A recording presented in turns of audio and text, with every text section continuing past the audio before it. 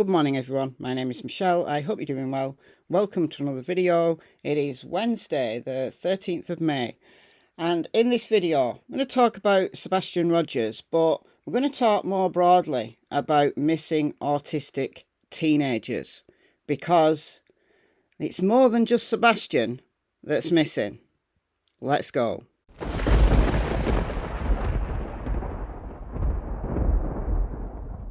So let me direct you to this case. This is Bradley Klose. He's 16 years of age and he's been missing since April the 8th from Peoria. Do we say that? Peoria in Arizona. Just 16, just 1 year older than Sebastian. Peoria Police are asking for the public's help in finding missing 16-year-old with autism. I believe he'd been at work and he left work. He was last seen near 77th Lane and Joe Max Road in Peoria around 6 p.m. that evening. So they've got a map here. I'm guessing he probably was caught on a camera at the fire department. Maybe. Because the police and the family are appealing for Ring doorbell footage, dash cam, that kind of thing. Now look, when you look at it from this viewpoint, it looks like there's a river there. New river. But when you go to satellite view, the river's gone. It looks like just dry. It's very built up. So that's where he's come from. He was heading east, apparently. So if you went into that neighbourhood, loads of houses, loads of Ring doorbells, very kind of tightly knit houses there. But could he have wandered off into the desert? Wandered off into the desert quite easily from there. So he's been missing for over a month now. 16 years of age. Family of missing teenager with autism asked for help in search. So Bradley Klose, silver alert was issued for the teen who DPS consider endangered. His family has spent every waking hour of every day searching for him. He was last seen walking out of work where cameras spotted him near the intersection of 75th Avenue and Joe Max Road. Okay, so a camera spotted him leaving work, but the last sighting was on a road. Left his wallet, his cell phone, his computer book bag, all in his locker at Fry's, his Aunt Terry Spitz said. He's 6 foot, 150 pounds, brown hair, brown eyes, last seen wearing a teal blue shirt and black pants and shoes. He's autistic and everybody's concerned that he left. He hasn't got anything to drink. He didn't have any food or water with him. It's every parent's worst nightmare. We had a search party last Saturday, so this is back in April, with over 100 people just combing the desert, going through all these houses with flyers, trying to get ring footage. The next move will be to retrace his steps and continue to spread the word. We are not holding up very well. Every day, just not being somewhere searching, you feel a tremendous amount of guilt. And there's just a lot of tears, a lot of sadness, and a lot of what can we do. We know he's out there. We just want to get him home. If Bradley somehow sees this, we just want him to know his family loves him and we want him home. So there's a full list of missing persons in Arizona right here. So again, like in every state throughout the United States, there's a lot of people missing, thousands and thousands of people. Thousands of people missing in my country as well. So this puts his last missing across the other side of the river. So that's the fire department. But again, turn left, going into the desert. But why? Why are these autistic kids running away? What's going on? Well, Autism Advocates have been talking about the reasons why autistic kids, autistic teenagers, autistic people sometimes just walk away. The Autism Society of Greater Phoenix is breaking down research on autistic teens and concerned that some of these kids are wandering off and putting themselves in danger.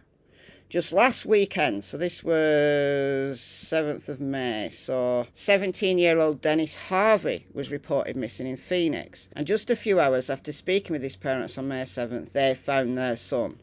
So Dennis Harvey, 17-year-old autistic teen, wandered away, just walked off, but they found him. However, Bradley Klose's family isn't breathing a sigh of relief. The 16-year-old with autism has been missing since April 8th. Dennis Harvey Jr.'s parents say they struggle to keep their son with autism safe at night. He's just not a typical runaway teen. He does have special needs. Like I said, the cause and effect, he just does not comprehend. He doesn't get that, said Kathy Harvey. Olivia Fryer, Executive Director of the Autism Society in Greater Phoenix, says, running away can be common for autistic young people. They might become overwhelmed with emotions and not sure how to handle the feelings they're experiencing. By running away, that seems like the best option at that point in time. Dennis's parents say their son sometimes reacts this way. Kids with autism, it's very common. They go into flight mode. They just take off because their brain can't comprehend whatever is going on at that time. In Bradley Klose's case, the family said he walked out of work one day and never returned home. When I started hearing these safety concerns about what we call elopement, which is just when someone just wanders away, whether it could be purposeful or maybe they're attracted to, let's say, a body of water, it's something that is still fearing me. And I wanted to work with my own child and help others prevent those situations from happening, Fryer said. Fryer also has a child with special needs. She says what's inside the home should protect them. We have more locks on our doors to keep our children in and know at night that they're safe and secure versus worrying about keeping others out. So you're locking your kid in rather than locking invaders and burglars out. Because teens with autism are more vulnerable to the internet, Autism Society of Greater Phoenix offers resources to families to prevent their child from having a conversation with someone they shouldn't talk to. Our kids sometimes struggle to make connections with others. We want to encourage them to build friendships, but they have to be able to do that in a safe environment. So does that sound familiar to anyone who's been following Sebastian's case in Tennessee?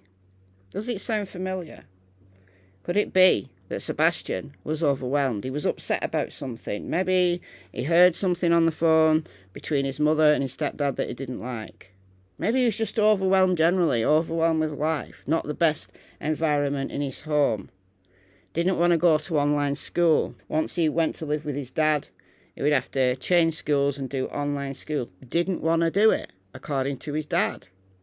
Now, in the early days of Sebastian's case, his parents have said that he never runs, he's not an eloper. But then we heard from the dispatch call that two neighbours knew that he wandered about in the neighbourhood.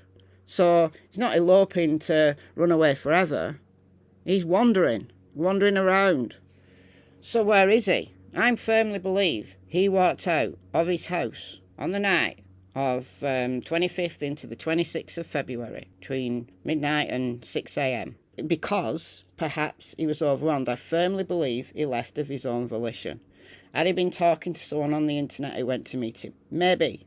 That's maybe why the search dogs, several dogs, including a bloodhound, blue-tick coonhound, and Max the German Shepherd, they lost his scent. However, what if there's no one else involved? What if they lost his scent just because sometimes search dogs lose the scent? Now, the live stream that I did yesterday, someone gave me a comment that was considerable food for thought. So we know that a bloodhound and a blue-tick coonhound tracked him from his house, turning left out of his porch, down the fence, back up, then across the neighbour's yard, up Kelling, onto the construction site and to a retention pond, which is around here. You can't see it. It's around here somewhere. You can't see it on this map because this whole area looks quite different now. Like, these are houses. This is a construction site. This is why I'm saying, I think if Sebastian didn't get into a car and sadly he wandered off, got into trouble and is deceased, he's close to home. He's somewhere in these woods, in my opinion. But someone in my comments said, if he went into the pond, would that mask his scent? Well, we know that search dogs do get confused when the target enters a different environment. So it goes from a natural surface to an artificial surface, goes from the land to water. Now, it's not true that dogs can't pick up scent in water. They absolutely can, but it's weaker. So a dog not especially trained to do water searches will get confused. So what if Sebastian waded through the pond, which was only shallow, and he came out the other side. Now, I sincerely hope that they restarted the dogs on the other side of the pond. And if they didn't get a scent there, I hope they restarted the dogs on this tree line here. That would hold scent longer than just in the open, because we don't know what the wind was like either. Now, the comment that I had in my live stream was, could the mud in that pond, and we know it's very muddy. This is the very pond. It was drained because this is the very pond that Max, the German Shepherd, dove right into, according to the dispatch audio. Law enforcement drained this pond because they thought he must be in there, but he wasn't. This is Trey from Night Divers walking this pond. So law enforcement drained it, they walked it, and then Trey from Night Divers walked it. And, you know, just feeling around for anything at all. Quite thick mud, you know, past his ankles. Not a place someone could drown unless they, I don't know, became unconscious or something. So the question was, could mud mask Sebastian's scent? I think if he just got mud on his feet, absolutely not. Because what the dog is searching is body odour, but more importantly, skin cells that slough off as you walk in. You don't realise these are microscopic, and then, you know, they're in the air and then they fall to the ground. What would confuse a dog is if the mud enveloped you. It's not the smell of the mud, might be slightly distracting. I don't think you're going to fool a bloodhound. But what it does is it reduces the amount of skin cells that will come off your body. Now, I went down a rabbit hole about this, and I found this. This is a survival website, and it's how to evade a dog that's tracking you. So let's say you're a fugitive. Now, I've never seen anybody try this. This is just on a survival website. Like I said, I went down a rabbit hole. So, shed your clothing and rub your body thoroughly with Vaseline. Also a product for first aid kits, or another petroleum jelly product. It greatly reduces the amount of skin cells being shed by your body for a short period of time, including your hair. Everything on your body must be thoroughly coated in Vaseline. Remember, tracking dogs scent our dead skin cells, not so much our individual body odour. If we stop these skin cells from falling for a period of time, in theory, we can get out of the area without leaving a trail of skin cells that leads in our direction of travel. What if you fell in this pond and got covered in mud, playing around, looking to see if there's fish in the pond? I don't know what kids do. And he fell in. He was upset. He was too scared to go home because he knew he would be in trouble. Who wouldn't be in trouble if they go out in the middle of the night and they get covered in mud? What if he just wandered off, even more upset than he'd been to begin with? For a short period of time, the amount of skin cells being dropped from Sebastian's body might be reduced, might be enough just to get him out of that immediate vicinity. I don't know, you guys. It's just a theory. It's a wild one, but anything's possible because Sebastian has been missing since February. He's somewhere, and I do not believe he's been murdered by his parents. I do not believe he was disappeared in the middle of the night by family members. I just don't believe it. So we've got to look at all the options as to why this young man could just completely vanish off the face of the earth. But he's not the only one. There are many, many missing people in the world. So creators who are getting thousands of people in their live streams every single day, if you just spend a few minutes moving away from the drama, just a few minutes to publicise some of the other missing persons in the world, that would be great. All right, guys, let me know your thoughts in the comments, and I'll see you in the next video. Bye, guys.